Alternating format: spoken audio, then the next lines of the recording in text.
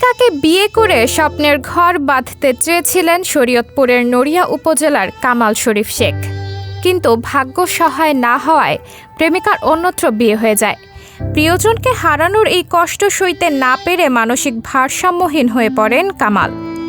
এরপর থেকে ২০ বছর ধরে শিকলবন্দি জীবন কাটাচ্ছেন তিনি। জানা যায়, ভারসাম্যহীন কামাল শরীফ উপজেলার দক্ষিণ ডিঙ্গামানিক এলাকার মৃত আইয়ুব আলী শেখ ও ফাতেমা বেগমের ছেলে। ৭ ভাই বোনের মধ্যে তিনি মেজ। তার প্রেম কাহিনী লাইলি মজনুর চেয়ে কিছু কম ছিল না। খুব ভালোবাসতেন তার প্রেমিকাকে। হঠাৎ প্রেমিকার অন্যত্র বিয়ে হয়ে যাওয়ায় অস্বাভাবিক আচরণ করতে থাকেন তিনি।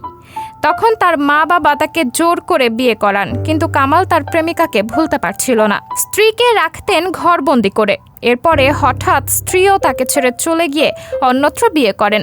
তখন থেকেই ধীরে ধীরে মানসিক বিপর্যয় নেমে আসে তার জীবনে। এক পর্যায়ে প্রেমিকার শোক ও স্ত্রী ছেড়ে যাওয়ায় মানসিক ভারসাম্য হারিয়ে ফেলেন তিনি। সেই থেকে দীর্ঘ ২০ বছর ধরে শিকলবন্দি জীবন কাটাচ্ছেন কামাল শেখ। বর্তমানে টাকার অভাবে চিকিৎসাও হচ্ছে না তার। নেই থাকার মতন একটি বসত ঘরও। জরাজীর্ণ একটি টিনের একচালা ঘরের নিচে কাটে তার জীবন। স্বাভাবিক জীবনে কামাল শেখের সহপাঠী ছিলেন প্রতিবেশী আমিন উদ্দিন শেখ।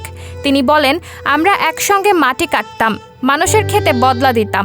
কামাল খুব ভালো মানুষ ছিল।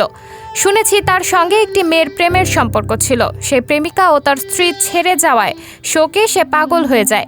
আমরা চাই সরকার যেন তার চিকিৎসার ব্যবস্থা করে। কামালের ছোট বোন শারমিন আক্তার বলেন, আমার ভাইয়ের অনেক সাজানো গোছানো সংসার ছিল, কিন্তু সে তার প্রেমিকাকে ভুলতে পারেনি। তার স্ত্রীও তাকে ছেড়ে চলে যায়। এরপর থেকে এই ভাই পাগল হয়ে যায়।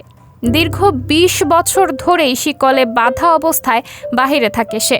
একটি ঘরও নেই তার। আমার মা খুব কষ্ট করে সংসার চালায়। এখন সরকারিভাবে কোনো সহায়তা করা হলে আমাদের এই অসহায় পরিবারটা অনেক উপকার হয়। কামাল শেখের মা ফাতেমা বেগম বলেন, আমার ছেলে আগে ভালো ছিল, তবে তার এক মেয়ের সঙ্গে প্রেমের সম্পর্ক ছিল।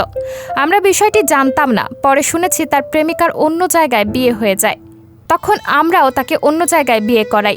সেই বউও তাকে ছেড়ে চলে যায়। এরপর থেকেই ধীরে ধীরে অসুস্থ হয়ে পাগল হয়ে যায় আমার ছেলেটা। আমরা তাকে ঢাকায় ডাক্তার দেখিয়েছিলাম, তবে টাকার অভাবে তাকে চিকিৎসা করানো সম্ভব হয়নি। এখন বাইরে একচালা একটি টিনের ভাঙা ঘরে শিকলবন্দি করে রাখি। মা হিসেবে ছেলের এমন কষ্ট আর সহ্য হয় না। এখন সরকার যদি আমার ছেলের চিকিৎসার ব্যবস্থা করে দিত, তাহলে হয়তো আমার ছেলে আগের মতো সুস্থ হয়ে উঠত। কামাল শেখকে সরকারিভাবে সহায়তার আশ্বাস দিয়েছেন নড়িয়া উপজেলা নির্বাহী কর্মকর্তা শঙ্কর চন্দ্র বৈদ্য।